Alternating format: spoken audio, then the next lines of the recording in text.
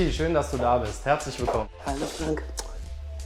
Komm, wir gehen an die Bar was trinken. Wunderbar, das klingt toll.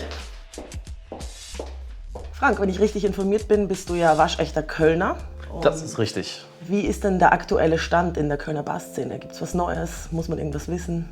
Die Kölner Barszene ist sehr, sehr aktiv im Moment. Es ploppen sehr viele neue Bars auf. Wir haben da einige Kollegen, die sich selbstständig gemacht haben, unter anderem mit dem Little Link oder das Seiberts. Wir haben sehr viele gute und vor allen Dingen ambitionierte junge Bartender, die gerade auch nach vorne wollen und in den jeweiligen etablierten Bars wie das Shepherd, wie das Spirit sich auch gerade neu aufblühen. Man wird in der Zukunft noch viel davon hören. Da bin ich mir sicher. Was macht die Stadt sonst für dich aus? Köln ist eine sehr, sehr lebendige Stadt, sehr junge Stadt vor allen Dingen. Es treffen sehr viele unterschiedliche Kulturen aufeinander und was den Kölner ausmacht, ist, dass er ein herzlicher Mensch ist. Er ist offen für alle und schließt jeden direkt in die Arme, Fremde, neue Leute und man schließt sehr schnell Freundschaften. Man kann viel entdecken, man hat viel Kultur auch hier und generell ist Köln eine lebendige Stadt, wo jeder sich eigentlich wohlfühlen kann. Wie bist du eigentlich zum Bartending gekommen? Mein Vater ist Koch. Ich habe den Fluch und den Segen, diesen Beruf schon im Blut zu haben, mit der Geburt. Ich bin in der Gastronomie groß geworden, ich bin zwischen den Töpfen gekrabbelt und dementsprechend war es nur eine Frage der Zeit, bis es mich in der Ausbildung irgendwann dann, die ich dann angefangen habe, in die Bar verschlagen hat und mich sofort verliebt habe. Im Moment geht ja der Trend ganz klar dazu, dass wir immer mehr Techniken aus der Küche, sei es jetzt sous vide oder was auch immer, an die Bar übertragen. Ich habe mich ein bisschen schlau gemacht. Ich glaube, Salz ist für dich ein ganz großes Thema, oder?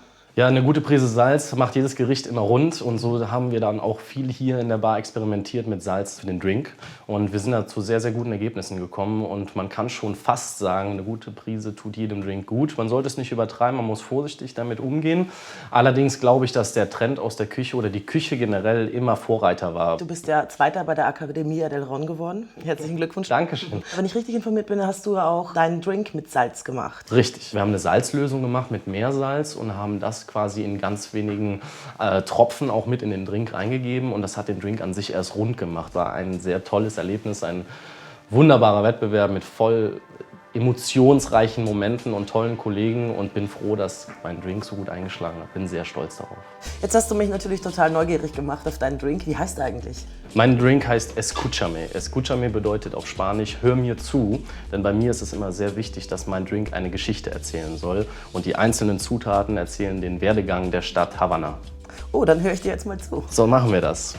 Für meinen Drink nehmen wir eine ordentliche Portion Havana Selección de Maestros. Für mich einer der ausdrucksstarksten Rumsorten, die Havana Club rausgebracht hat in den letzten Jahren.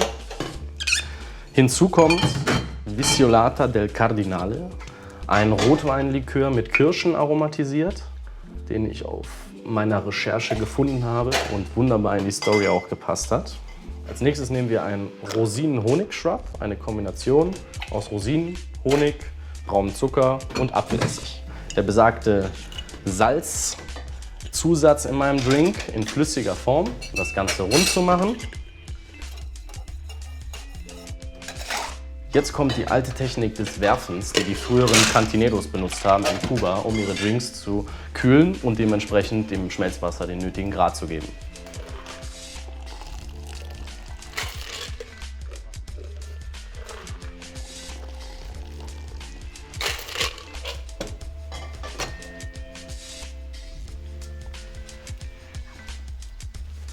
Für den Drink noch eine Zitronenzeste, um dem Ganzen etwas Frische zu geben. Escúchame. Cheers. Danke dir Sehr vielmals. zum Wohl. Gerne.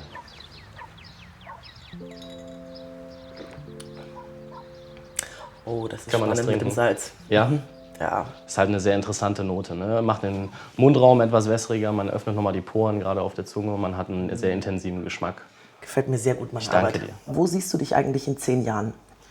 Die Zeit im Shepherd war für mich mit die lehrreichste und schönste Zeit bis jetzt in meiner Barkarriere. Erstmal habe ich jetzt den Wohnort gewechselt, bin jetzt von Köln nach Hamburg gegangen und werde ab September dort im Le Lion arbeiten, deiner ehemaligen Wirkungsstätte. Freue mich sehr darauf, eine neue Herausforderung anzunehmen, gerade für mich eine komplett neue Stadt, etwas Neues kennenzulernen, in ein neues Team reinzukommen. In Köln sagen wir als Sprichwort, es kütt immer anders, als man denkt. Das heißt, ich weiß noch nicht genau, wo ich mich in 10 Jahren sehe. Ich hoffe, ich bin gesund, ich hoffe, mir geht's gut, meiner Familie geht's primär gut und ich habe eine wunderbare Bar, in der ich weiter Drinks machen kann, vielleicht sogar meine eigene.